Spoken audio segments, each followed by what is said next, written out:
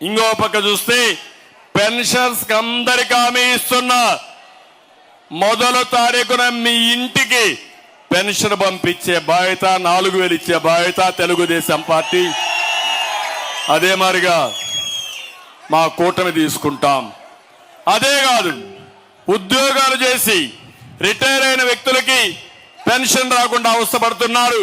వాళ్ళందరికీ హామీ ఇస్తున్నా, మొదటి తారీఖునే మీకు పెన్షన్లు వస్తాయి. అది నా భరోసా అని చెప్పి నేను మీకు తెలియజేస్తున్నా. ఈరోజు ఒక విషయం ఇక్కడ చెప్పాలి. ఇక్కడ ఉండే మీరంతా కూడా పలమనేరులో మేము ఎన్డీఏ కూటమి ఏర్పాటు చేసుకుని, అందులో నేను గాని జనసేన గాని బీజేపీ గాని కలిశాం. ఇది మా స్వార్థం కోసం కాదు.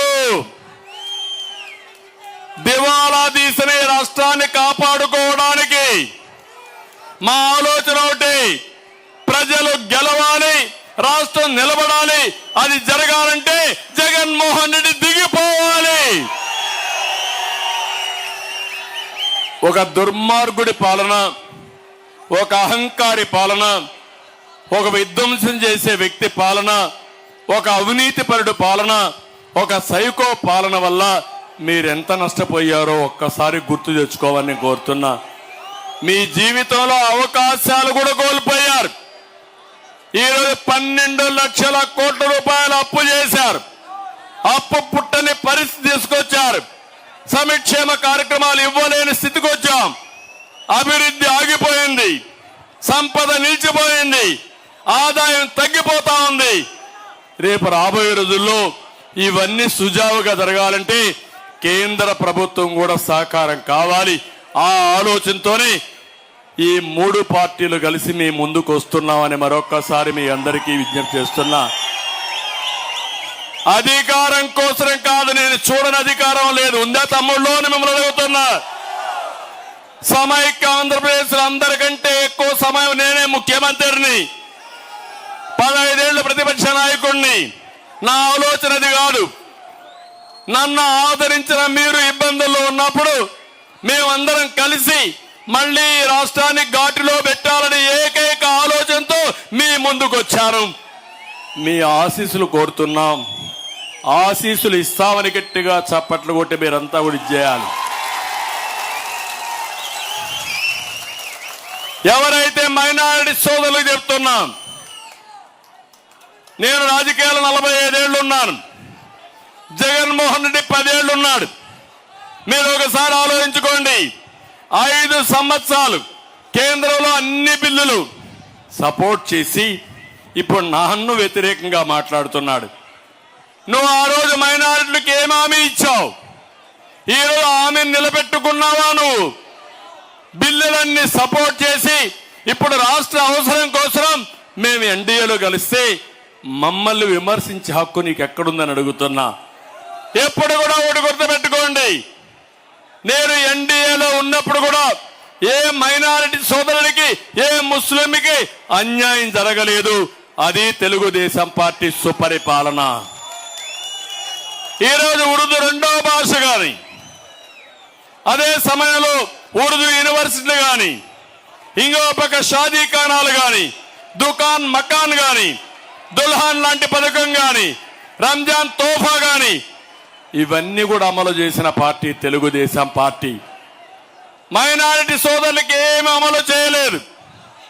బీసీలకు ఏ పథకం లేదు, ఎస్సీలకు ఏ పథకం లేదు.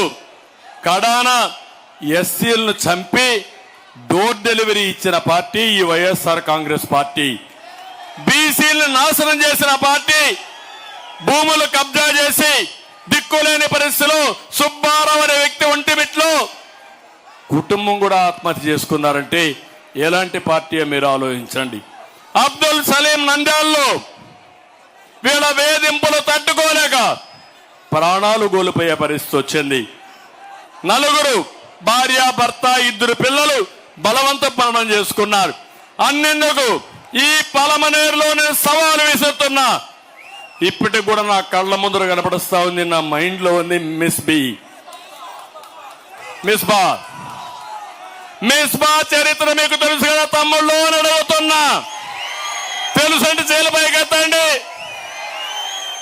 ఇప్పుడు ఆ కుటుంబం ఇక్కడ ఉందా, పలమనేరులో ఉందా అని మిమ్మల్ని అడుగుతున్నా.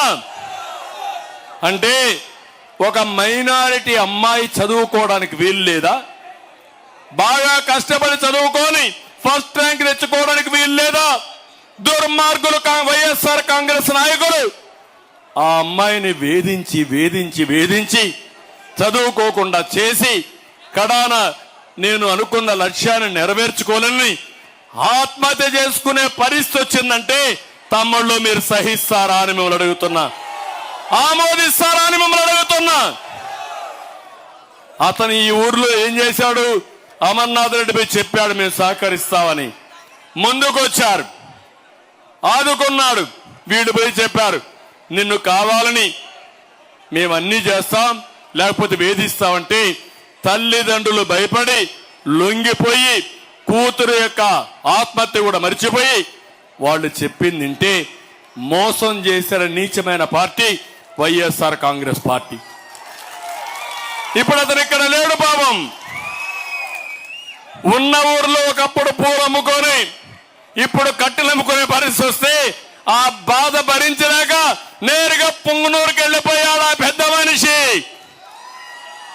తమ్ముళ్ళు మిమ్మల్ని అడుగుతున్నా, మళ్ళా వైఎస్ఆర్ కాంగ్రెస్ పార్టీకి ఓటేస్తే మిస్బా కుటుంబానికి ఏది జరిగిందో అదే మీ అందరికి జరుగుతుంది, మీ పిల్లలకు జరుగుతుంది.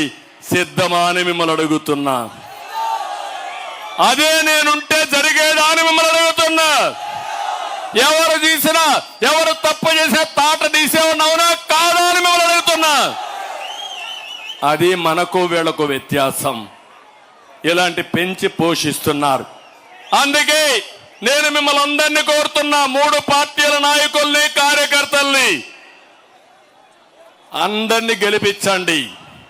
175 అసెంబ్లీలు గెలవాలి, 25 పార్లమెంట్లు గెలవాలి. ఈ రోజు ఎన్డీఏ లక్ష్యం 400+ సీట్లు. ఇక్కడ ఎన్డీఏ లక్ష్యం 160+ అసెంబ్లీలు రావాలి.